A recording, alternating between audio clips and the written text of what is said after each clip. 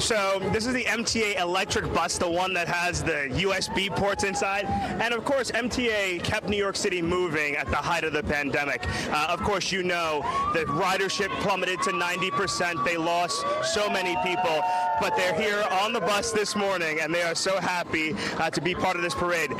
There are a couple shy people on the MTA bus, but he promised me he wouldn't be shy. You said you wouldn't be shy. What does it mean to be part of this parade? It means everything to us. It's a great feeling to come to this city and be part of everything that's great, you know? What was it like during the pandemic for you guys?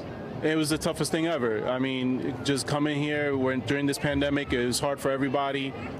Just knowing that we're risking our lives for our families and stuff like that, and just making sure that we get everybody else who's essential to work. That was the greatest thing for us as MTA employees. TWU member, you guys lost a lot of people, over 100 people. Yes, just seeing our friends and family, especially who work closely with us, that was the toughest thing ever to work through. But we got through it, and as a family together with TWU, we did our thing. Gotcha.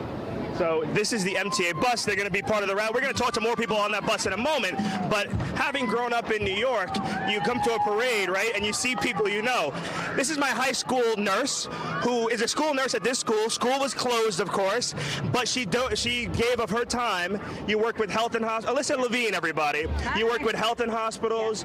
You did vaccinations. Alyssa is a saint, guys, and she's always talking to me about what's going on in terms of vaccinations and everything. Tell me about what it was like to work during the pandemic. It was more heartbreaking than it was. It was hard to feel like you were doing something good, which is why I went there in the first place.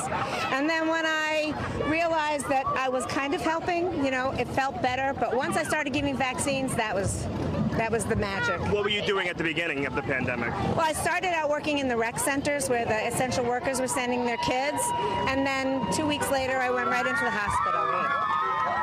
This is a hometown hero, Alyssa Levine, everybody. My high school nurse. I spent a lot of time in her office because it was fun to hang out there. Thank you. Love you, Miles. Love you too. Congrats. So that's New York for you, right? I'll send it back to you guys. Yeah, thank you for keeping Miles healthy.